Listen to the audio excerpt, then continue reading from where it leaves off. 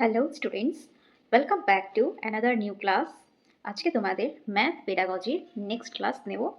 আর আজকে খুবই একটা ইম্পর্টেন্ট টপিক পড়াবো, সেটা হচ্ছে inductive method and deductive method, বা ম্যাথসে এটাকে বলতে পারো inductive reasoning and deductive reasoning. ঠিক আছে, তাই দেরি না করে ঝটাপট আজকের ক্লাসটি শুরু করা যাক। ঠিক আছে, আজকের ক্লাসটি খুবই একটা ইম্পর্টেন্ট ক্লাস হতে চলছে তোমাদের যারা আপার প্রাইমারি টেটে রয়েছে ওয়েস্ট বেঙ্গল, বা সামনেই 8ই ফেব্রুয়ারি সিটেটের এক্সাম রয়েছে সেটার জন্য, বা আগত তোমাদের সমস্ত টেট বা টিচিং রিলেটেড এক্সামের জন্য ক্লাসটি খুবই ইম্পর্টেন্ট কিন্তু। ঠিক আছে, তাই তোমরা তোমাদের ফ্রেন্ডদের সাথে এই ভিডিওটা শেয়ার করে দাও, তারাও যাতে অনেক হেল্পফুল হয়।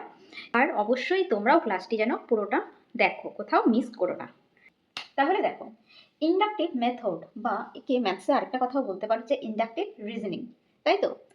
এর মানে কি, এর মধ্যে কি কি পড়ে? এই ম্যাথ পেডাগজিতে দু প্রকার আমরা মেথড মেইনলি দেখতে পারি। একটা হচ্ছে ইন্ডাকটিভ মেথড, বা বাংলায় যেটাকে বলা হয় আরোহী। ঠিক আছে, তোমরা আমার সাথে খাতায় কিন্তু নোট ডাউন করে নাও, আরোহী। ঠিক আছে, আরোহী। তুমি রিজনিং এর বাংলা আপনি তোমরা তর্ক বলতে পারো, বাট আরোহী তর্কটা কেমন লাগছে, আরোহী পদ্ধতি বলতে পারো। ঠিক আছে, এটা একটা পদ্ধতি। আরেকটা রয়েছে কি, সবাই জানো তোমরা, সেটা হচ্ছে কি অবরোহী পদ্ধতি। এটা তো তোমরা একদম বেসিক ডিএলএড বিএড যে যেটা করেছো তারা সেখানে পড়েছো এই মেথড দুটো সম্পর্কে, তাই তো? দেখো, আরোহী পদ্ধতির অ্যাক্সিওমস বা মেইন ফর্মুলা বা সূত্র বলা যায় কি ফলো করে। দেখো, ফার্স্টে এক্সাম্পল দেন কনক্লুশন। মানে প্রথমে ধরো তোমরা কোনো স্টুডেন্টকে পড়াচ্ছ, ফার্স্টে কি করবে? ফার্স্টে তোমরা একটা এক্সাম্পল দিবে যে কোনো জিনিস সম্পর্কে যেটা নিয়ে তোমরা পড়াচ্ছ, প্রথমে সেটার একটা এক্সাম্পল দিলে, তারপর সেই এক্সাম্পল থেকে আস্তে আস্তে ব্যাখ্যায় আসলে, তাহলে কি হবে, স্টুডেন্টের জন্য সেটা বুঝতে খুবই হেল্পফুল হবে, তাই তো? তো আমরা জানি যে আরোহী পদ্ধতিকে খুবই ভালো একটা পদ্ধতি বলে মানা হয় বর্তমান যুগে। আর বেশিরভাগ টপিক কিন্তু এই পদ্ধতি ফলো করেই পড়ানো উচিত বা পড়ানো হয়। যেমন ম্যাথসের ক্ষেত্রে আমরা আমাদের সময় কিভাবে পড়ে এসেছি, প্রথমে আমাদের টিচাররা ব্যাখ্যা বা সূত্র শেখাতো, তারপর সেই সূত্র রিলেটেড কিছু অঙ্ক করাতো, সেটা কিন্তু আরোহী না। আরেকটা যে পদ্ধতি হচ্ছে অবরোহী, সেটা আমরা এরপরে কিন্তু আসবো, তোমরা ভিডিওটি স্কিপ না করে দেখবে, সেখানে দেখবো। কিন্তু বর্তমানে যেটা টিচাররা স্টুডেন্টদের পড়ানোর জন্য ব্যবহার করে থাকে সেটা হচ্ছে আরোহী পদ্ধতি। তাহলে নেক্সট ডে আসো, যে পার্টিকুলার টু জেনারেল। যখন তুমি কোনো কিছুর উদাহরণ দিচ্ছ, তখন অবশ্যই কোনো একটা নির্দিষ্ট পার্টিকুলার জিনিস নিয়ে উদাহরণ দিচ্ছ বা জিনিস সম্পর্কেই বলছো। তো ফার্স্টে সে পার্টিকুলার জিনিসটা বোঝাবে তাকে, তারপরে সেই ক্ষুদ্র ক্ষুদ্র জিনিসগুলো ফার্স্টে বোঝালে পার্টিকুলার জিনিসটাকে, তারপর সেটাকে কানেক্ট করে যে বড় যে জেনারেল ব্যাপারটা হলো, যে সেটা প্রথমে উদাহরণ দিলে সেই উদাহরণ রিলেটেড পরে যে সূত্রটি হলো সেটা বোঝালে।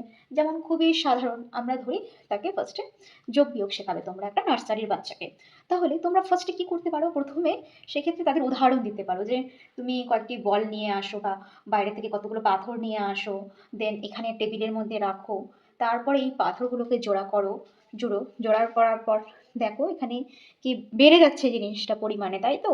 তো এভাবে প্রথমে তুমি একটা উদাহরণ দিলে, তারপর আস্তে আস্তে ব্যাখ্যায় আসলে যে যোগ জিনিসটা কি, বা বিয়োগ শেখানোর ক্ষেত্রেও সেম। ঠিক আছে, তো পার্টিকুলার থেকে তোমাকে জেনারেল যেতে হবে। তারপর জানা থেকে অজানা, প্রথমে তোমাকে জানা জিনিস বলতে হবে। যেই টপিকটা বা যে জিনিসটা বাচ্চারা জানে বা পূর্ববর্তী পাঠে সে পড়ে এসেছে, বা যেটা সম্পর্কে তার নলেজ হয়েছে, প্রথমে তাকে সেই জানা জিনিসটা সম্পর্কে বলতে হবে। সেটার থেকে রিলেট করে তোমাকে একটা অজানা জিনিস পড়াতে হবে, তাই তো? তুমি হুট করে বাচ্চাটা যেই জিনিসটি নিয়ে কখনো পড়েনি, যে জিনিসটার নামও কখনো শোনেনি, সেরকম একটা নাম তাকে বলছো, তাহলে তো তার মাথার ওপর দিয়ে যাবে বিষয়টি, তাই তো? সেজন্য প্রথমে জানা জিনিসটাকে বলতে হবে, তারপরে অজানাকে বলতে হবে। তাহলে প্রথমে জানা, তারপরে অজানা, জানা থেকে অজানাতে আসা, এটি কোন পদ্ধতির মধ্যে পড়ে? এরকম কিন্তু কোশ্চেন আসবে, আর এই টপিকটার থেকে স্পেশালি টেটে একেরও বেশি তুমি কোশ্চেন দেখতে পারবে। ঠিক আছে, 3-4টা কোশ্চেন তো মিনিমাম এই টপিক থেকে আসবে। আর এটা অ্যান্সার করা খুবই সহজ, আর এটার নাম্বারও তোমরা কিন্তু একটু পড়ে গেলে ঝাঁকা নাম্বার পাবে। তো এটা পড়ে কি আরোহী পদ্ধতি বা ইন্ডাকটিভ মেথড বা ইন্ডাকটিভ রিজনিং এর ক্ষেত্রে। তারপরে আসো কনক্রিট টু অ্যাবস্ট্রাক্ট, অর্থাৎ মানে কি মূর্ত থেকে বিমূর্ত। অর্থাৎ মূর্ত মানে কি, যে জিনিসটি দেখতে পাচ্ছি ধরাছোঁড়া যায়, এই মূর্ত বিষয় অমৃত থেকে বিমূর্ত, এটা কিন্তু আমি আগের ক্লাসেও তোমাদের সাথে ডিসকাস করেছি। তো তোমরা যদি আমার আগের ক্লাসগুলো না দেখে থাকো অবশ্যই কিন্তু দেখবে। তো এই মূর্ত থেকে বিমূর্ত, এই এই অ্যাক্সিওমটাও পড়ে কি ইন্ডাকটিভ মেথডের আন্ডারে। তারপরে আসছো যে কি সাইট এক্সাম্পল, ড্র কনক্লুশন। প্রথমে কি সাইট এক্সাম্পল, প্রথমে উদাহরণ এক্সাম্পল দিতে হবে, তারপর সেই উদাহরণ থেকে তোমাকে কনক্লুশন ড্র করতে হবে, মানে একটা একটা সমাধানে সেখান থেকে আসতে হবে। তারপর মানে কিভাবে আসবে, সে অবজার্ভিং দ্য এক্সাম্পলস, মানে সেই যে উদাহরণগুলো দিয়েছো সেই এক্সাম্পলগুলো দেখে বা উদাহরণগুলো দেখে তোমাকে কি একটা কনক্লুশন ড্র করতে হবে স্টুডেন্টের সামনে, বা তাদেরকে বলতে হবে যে এই যে উদাহরণগুলো দেখলে এর থেকে তোমরা কি বুঝতে পারলে, তাদেরকে দিয়ে করাতে হবে। দেন বিল্ড এ কনসেপ্ট, তারপরে আস্তে আস্তে তুমি তাদের মধ্যে সেই কনসেপ্টটা বিল্ড করবে, ঠিক আছে। তো এটা হচ্ছে মেইন ঘটনা প্রসেস, ঠিক আছে। আর এই জিনিসটা করছে কি আরোহী পদ্ধতিতে।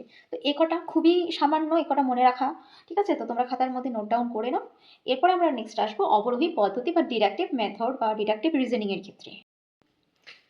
ভিডিওটি যদি তোমাদের ভালো লেগে থাকে তাহলে কিন্তু অবশ্যই আমার এই চ্যানেলটিকে লাইক, শেয়ার অ্যান্ড সাবস্ক্রাইব করতে ভুলবে না, ঠিক আছে। তো এবং অবশ্যই তোমরা কিন্তু কমেন্ট করবে যদি আমার পড়ানো তোমাদের ভালো লেগে থাকে। তাহলে চলো নেক্সট আমার সাথে তোমরা ওরকম নোট ডাউন করো। What is a deductive method বা ডিডাকটিভ রিজনিং? ডিডাকটিভের বাংলা মানে কি? বাংলা অর্থ হলো হচ্ছে, তোমরা সবাই জানো এটা, খুবই ইজি, অবরোহী, তাই তো, অবরোহী পদ্ধতি। তো তোমরাও খাতায় কিন্তু নোট ডাউন করো। আচ্ছা, দেখো এটা কি কি অ্যাক্সিওমস ফলো করে। এটা ফার্স্টে রুলের কথা বলছে, প্রথমে রুল, দেন এক্সাম্পল, তারপরে উদাহরণ। যেমন আমরা যেরকম পড়ে এসেছি যে প্রথমে আমাদের টিচাররা সংজ্ঞা ব্যাখ্যা আমাদের বইয়েও এভাবেই দেওয়া থাকতো, তাই তো, তারপরে উদাহরণ। কিন্তু তোমরা এখনকার যে পাঠ্যপুস্তকগুলো আসছে সেগুলো তোমরা একটু দেখবে ভালো করে খেয়াল করলে, যে প্রথমে উদাহরণ বা কথোপকথন দিয়েছে কোনো, বা এরকম যে তুমি ওটা দেখেছো, সে আরেকজন বলছে না আমি সেটা দেখিনি তুমি দেখেছো, এমন করে একটা কনভারসেশন দিয়ে স্টার্ট করছে। তো সেক্ষেত্রে বুঝতেই পারছো এখন এর পড়াশোনার স্টাইলটাও কিন্তু অনেকটা আলাদা হয়ে গেছে এবং আরোহী পদ্ধতিকে বেশি জোর দেওয়া হয়েছে। যাই হোক, এই পদ্ধতিটাও কিন্তু খুবই ইম্পর্টেন্ট, এরকম না যে এই পদ্ধতিতে পড়ানো ভুল না। কিছু কিছু জিনিস বা কনসেপ্ট আছে যেটা বোঝার জন্য আমাদের কি অবরোহী পদ্ধতি অবলম্বন করতে হয়। সেটা তোমরা আরও পরবর্তীতে আস্তে আস্তে জানতে পারবে আমার ক্লাসগুলো করতে থাকো। আচ্ছা, তো ফার্স্টে রুলস বলে দিল টিচার ম্যাডাম, দেন স্টুডেন্টটা কি এক্সাম্পল দিল সেটা, বা টিচার এক্সাম্পল দিয়ে বুঝিয়ে দিল আরো ভালো করে ব্যাপারটা। বা এরপরে বলতে পারো এটা হলো জেনারেল টু স্পেসিফিক বা পার্টিকুলার, মানে কোনো জিনিসকে প্রথম জেনারেল ভাবে বুঝবে যে সেই জিনিসটি কি, তারপরে সেটার যেই পার্টিকুলার যে ফার্স্টে ধরো তো সুদের অঙ্ক করাচ্ছে টিচার স্টুডেন্টকে। এবার ফার্স্টে তো সে বোঝালো যে PTR/100 করলে এই ফর্মুলাতে ফেলে আমরা সিম্পল ইন্টারেস্ট বা সরল সুদ বের করতে পারি। এবার পিটা কোথা থেকে এসেছে, টিটা কোথা থেকে এসেছে, আর কোথা থেকে এসেছে, 100 কোথা থেকে এসেছে নিচে। তো এই যে জিনিসগুলো পার্টিকুলারভাবে এটা পরে বোঝাবে, আগে জেনারেল জিনিসটাকে বোঝানো হচ্ছে এক্ষেত্রে, তাই তো। দেন অ্যাবস্ট্রাক্ট টু কনক্রিট, এই যে অ্যাবস্ট্রাক্ট, একটা স্টুডেন্ট হঠাৎ শুনলো PTR/100, এ বাবা এটা তো আগে তো না আমি শুনিনি, এই জিনিসটা কি। যে প্রথমবার সরল সুদ সম্পর্কে পড়ছে তাকে যদি এভাবে সূত্র বলা হয় সে তো বুঝতে পারবে না, তো জিনিসটা কি তার কাছে অ্যাবস্ট্রাক্ট বা বিমূর্ত, বা যেটা ধরাছোঁয়ার বাইরে। আস্তে আস্তে সে জিনিসটাকে বুঝবে, আস্তে আস্তে সেটা তার সাথে ফ্যামিলিয়ার হবে বা পরিচিতি হবে। তো তখন সেটাকে কি করবো আমরা, কনক্রিট বা মূর্ত। তারপরে আসো স্টেপস। এই ডিডাকটিভ রিজনিং এর কয়েকটা স্টেপ ফলো করা হয়। সেটা কি কি, প্রোভাইড নলেজ অফ কনসেপ্ট। প্রথমে কি শুরুতেই টিচার কি করলো স্টুডেন্টকে সেই কনসেপ্ট সম্পর্কে যে জ্ঞান বা ধারণা বা যে নলেজ সেটা দিয়ে দিল। তারপরে use of concept in different example, তারপরে সেই কনসেপ্টগুলোকে ব্যবহার করে টিচার কিছু এক্সাম্পল বা উদাহরণ স্টুডেন্টকে দিল। যে ধরো প্রথমে দিন সরল সুদ পড়ালো, তো ফর্মুলা বলল, দিয়ে তারপরে উদাহরণ দিল যে রাম ব্যাংকে গেল, সে ব্যাংকের থেকে 1,000 টাকা ধার নিল 10% সরল সুদে, এভাবে সে তার স্টুডেন্টকে উদাহরণ দিয়ে বোঝালো, ডিফারেন্ট ডিফারেন্ট উদাহরণ দিয়ে তারা বোঝালো। Then test of truth of concept. এবার স্যার যেই কনসেপ্টটা পড়িয়েছে স্টুডেন্টকে, সেই কনসেপ্টটা কি আদেও কতটা সত্য, সেই কনসেপ্টের সত্যতা যাচাই করা হবে। সেটার জন্য স্টুডেন্টকে বললো তাহলে তোমরা আমার এই ফর্মুলাটা PTR/100 যেটা আমি বলছি, হ্যাঁ, P × T × R/100, যে আমরা যে SI এর যে ফর্মুলাটা তোমাকে শেখালাম, এই ফর্মুলাটা অ্যাপ্লাই করে কিছু অঙ্ক করে দেখাও তুমি। হ্যাঁ, তো সেটা তাহলে আমি যেটা পড়িয়েছি সেটা ঠিক সত্যতা সেখানেই যাচাই হবে, তাই তো। দেন আসবো attestation of the truth of concept by citing other example, অর্থাৎ মানে আরও অন্যান্য এক্সাম্পল দিয়ে সেই কনসেপ্টটা কতটা সত্য সেটা অ্যাটাস্টেশন করা, মানে সেটা আরও ভালো করে যাচাই করা সেই বিষয়টি সম্পর্কে, ঠিক আছে। তো এই হচ্ছে অবরোহী বা ডিডাকটিভ যে রিজনিং সেটার পদ্ধতিগুলো। তো তোমরা আশা করি সব কটা খাতায় লিখে নিয়েছো, আর প্রত্যেকটা খুবই ইম্পর্টেন্ট। তোমাদের পরীক্ষার খাতায় যে কোনো একটা এক্সাম দিয়েই দিতে পারে যে দিল জানা থেকে অজানা। হুম? এটা কোথায় পড়ছে? জানা থেকে অজানা। তো তোমরা কিন্তু এখান থেকে আরেকটা লিখতে পারো। এখানে তাহলে যদি বলা হয় যে জানা থেকে অজানা, কোন এক্সামের মধ্যে পড়ে সেটা কিন্তু পড়বে আরোহীতে, কিন্তু এটা মনে রাখবে। তাহলে এখানে কি বলতে পারো? অজানা থেকে জানা। তাহলে লিখে নাও অজানা থেকে জানা। এটা কিন্তু অবরোহীতে পড়বে। তাই তো? আশা করি তোমরা আজকের এই পড়ানো টপিকটা বুঝতে পেরেছো ভালো মতো। আর যদি কোনো জায়গায় কোনো অসুবিধা হয়ে থাকে অবশ্যই কমেন্টে আমাকে জানাতে পারো।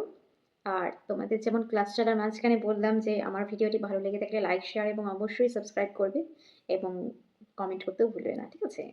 তো আবার দেখা হচ্ছে নেক্সট ক্লাসে। এরকম আমি আরো অনেক ক্লাস নিয়ে আসবো। সো আজকের মতো এখানে থাকলো।